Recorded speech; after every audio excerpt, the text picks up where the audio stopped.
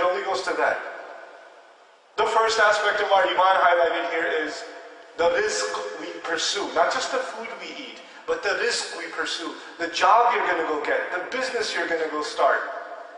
You know, the money you're going to make, and the food you're going to eat. Look for the pure thing. Look for the thing that's pure. Look for the best. And you know, the bee doesn't settle for less. It keeps looking until it finds the very best. So you know what? We're supposed to be high achievers. This is part of the attitude of a mu'min. فَلْيُتْقِنْهُ He should perfect it. إِذَا عَمِلَ مِنْكُمْ عَمَلًا You know, everyone among you, when you do something, you should perfect it. You should do the best. And that's what the bee does. It goes for the best. That's the first thing. Then he says, وَوَضَعَ طَيِّبًا It eats well, but it also, the way it sits on the flower, the way it sits down is really nice. It's good and pure. And you have to study that. What that means, you won't know until you study a bee. When you learn about bees, you find out that they take pollen, which flowers need. They're going to eat from the flower, but they never go to eat from the flower until they will give the flower a lot more than they will take. They will give it life. They will give it pollen. So and all of us have relationships. Just like a bee has a relationship with a flower, every one of us is in relationships. And in every single one of my relationships and every single one of your relationships, you get something and you give something. In your marriage, you give something and you get something. With your parents, you give something and you get something.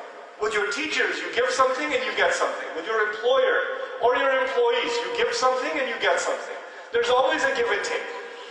But the bee gives a lot more than it takes. It gives a lot more than it takes. And what it gives makes the life of the recipient better. And what it takes doesn't harm the recipient. What it takes doesn't harm the flower. وَضَعَ طَيِّبًا The way it sits, it's very nice. And by the way, it has to sit right on the most delicate part of a flower. And the bee is actually a heavy creature, relatively speaking, to a flower. So if it puts its entire weight on the flower, the petal or the piece that it's sitting on, where it's going to extract from, it can actually break. So it keeps hovering, so it doesn't put its entire weight on it. Its wings keep flipping, so it doesn't put its whole weight on it. What are we learning? You have a relationship, but you keep demanding and demanding and demanding and demanding and demanding until the people that love you, your friends, your employees, and your spouse, they break. You want something, sure, but don't take too much. Take it easy. Don't put so much pressure that they break. And if you want something, give more, bring something first, and then demand. And when you demand very little. Just enough. Just enough.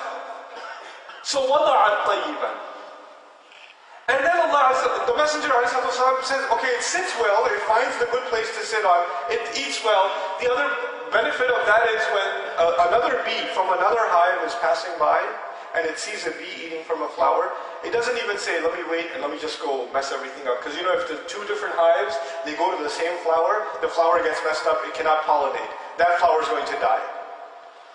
So the bee recognizes that this flower has already got a relationship with that hive. I shouldn't come to it. It comes close, it smells it, it senses it, and it goes to another flower that hasn't been touched yet. So you know what we do, right? Somebody opens up a shop. We're like, oh, it's getting good business. I should open up the same exact shop right across the street from him and take all of his customers. As soon as a customer is about to walk into his store, hey, brother, just come here, let me show you something. What does we do? Let this guy look. There's plenty of other places I can go. Allah's rizq is vast. I don't have to take the food out of his plate to eat on my plate. This is what we do, right? There are people who, they are so stingy that I know Muslim professionals that are making good money. I know doctors, they make good money. And then they have a med student, somebody who's looking for an internship in the hospital, and they don't recommend him. Because maybe 5 years down the line, he'll make more money than me. 10 years down the line, I wouldn't want that. We don't even like helping each other out. The attitude of a believer is, look, this one's earning his rizq. I should go earn my rizq somewhere else. I shouldn't, cut his rizq. It's not a cutthroat attitude like in corporate societies. It's not cutthroat. You're not there to take somebody else's money away and make your money. You know, I just gotta get mine, that's all I care about. Subhanallah.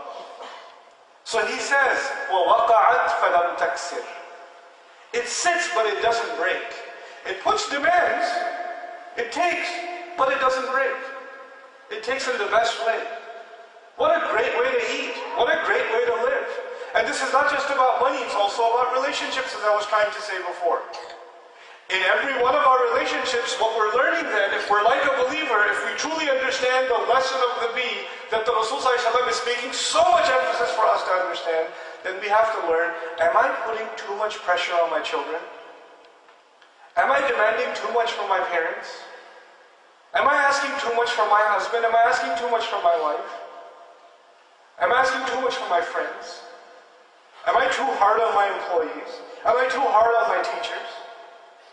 You have to ask those questions because we want to be like the bee. And then he says at the end, فَلَمْ تُكْسِرْ, or فَلَمْ تُفْسِدْ actually. It doesn't break the flower and it doesn't cause corruption. You know, one of the most remarkable things about bees is the flowers they go to are very far from where they themselves are. Their hives are far and the flowers are much further away. So they will go at a distance of sometimes many miles, and then when they come back to their hive. And their hive is it's not just their own home. They have a big neighborhood. Everybody lives in that hive. So Allah taught them to do a particular dance. They hover in the air a certain way, which actually tells the rest of the bees the coordinates of the other flowers. Look, I just made some rizq for myself, but you guys will benefit from this rizq too. I will point you to it.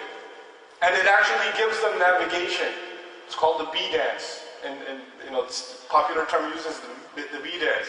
It does it before the other bees so they can all get rizq too. They can all go eat too. And they can build their community together. They can build the hive together. So it recognizes that when you benefit someone else, it's not competition. When you benefit someone else, we're all getting beneficial. We're all benefiting. I can't build a hive by myself, the bee recognizes. All of us have to do well. What happens in the Muslim community when we don't have iman? When somebody's doing well, we get jealous. And if you're doing well, you want to make sure you don't tell anybody else how you got there. So where do you get your supplies? I don't know, I forgot. So where did you apply for a job? What is your resume? I don't know, I lost the file. You don't want to help anybody out because you're like, this competition, why would I help competition? Why would I let them get a seat on the table? No, we can't have that. Everybody's got to look out for themselves. And the Rasul of Allah sallallahu alayhi wa sallam recognizes the endless wisdom that will come from learning from this bee because Allah Himself told him, look at the wahi that comes to the bee. وَأَوْحَى رَبُّكَ إِلَى النَّحْلِ. Down to the path it takes. Allah calls it سُبُلَ رَبِّكَ. The path, if you see a bee, it goes around in circles and wiggles and you can't tell a clear flight path. And Allah says every turn it takes is the pathway of its master. It's the pathway Allah made it take. And Allah calls it dhululan also. The hal in the ayah uses dhululan. And dhululan suggests that it moves with humility. Allah describes the bee moving with humility. It's got a job. It's got an important function. It's on a mission. But just because it's on a mission doesn't mean that it's arrogant. You know, when people become busy, they become arrogant. I'm too busy for you. I have no time for you. You know, call me later. So some of you have a good job and you don't have time to call your mother back. Right? This is dhululan. Even if it's going to do work, it moves with humility. Subhanallah. So Allah Azza wa Jal finally, in this 2 minutes that I have left, one last thing about bees. There's many things to talk about, but just one last thing. Allah Azza wa Jal made this creature incredible, and He made it do this work. It's earning its livelihood. You can think of these lessons as this bee has relationships, it's benefiting itself, and it's benefiting the community, the environment around it. But above and beyond that, if enough of them do that, they create a hive. And in that hive you get honey. And that honey benefits way beyond those bees. Fihi shifa'un lin-nas. There is cure and healing for humanity from that little effort. Subhanallah. What are we learning from that? If you and I learn to become a believing community, and we learn to benefit each other, and we learn to live alongside each other, and take our risk in moderation, and not put too much pressure in our relationships, what we become doesn't just benefit us. Humanity needs healing. When a community of bees can heal the world, so many ailments are healed through honey. One of the prophetic medicines is honey. And honey does not happen until a community of bees learn to live with each other and learn to work with each other. Then this ummah, if it's supposed to be like the bees, if we learn to work with each other and live with each other and create a harmonious community, then we don't just benefit each other, we become a healing for mankind. Because mankind has gone greedy. Mankind is eating, everybody wants something for themselves, looking out for number one, they call it.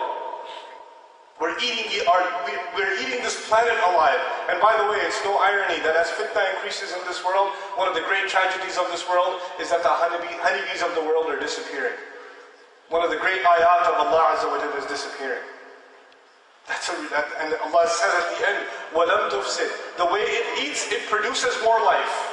When the bee eats, it produces more life.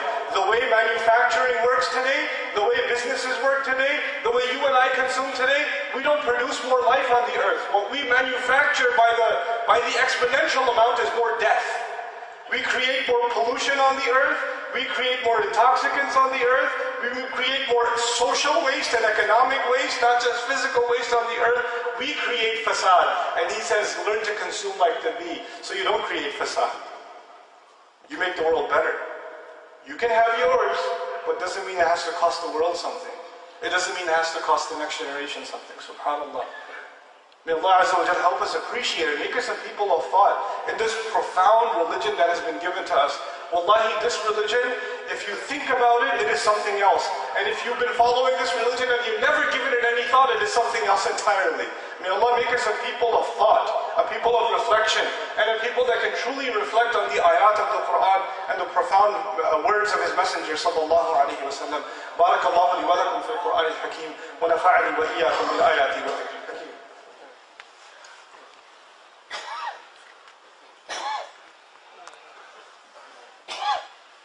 الحمد لله وكفى والصلاة والسلام على عباده الذين اصطفى خصوصا على أفضلهم وخاتم النبيين محمد الأمين وعلى آله وصحبه أجمعين.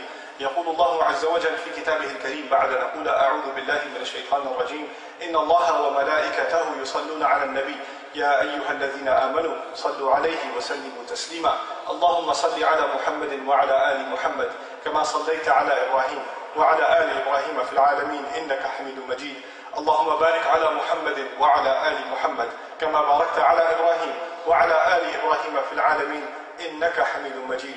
عباد الله رحمكم الله اتقوا الله إن الله يأمر بالعدل والإحسان وإيتاء ذي القربى وينهى عن الفحشاء والمنكر ولذكر الله أكبر والله يعلم ما تصنعون. أقم الصلاة إن الصلاة كانت على المؤمنين كتابا موقوتا.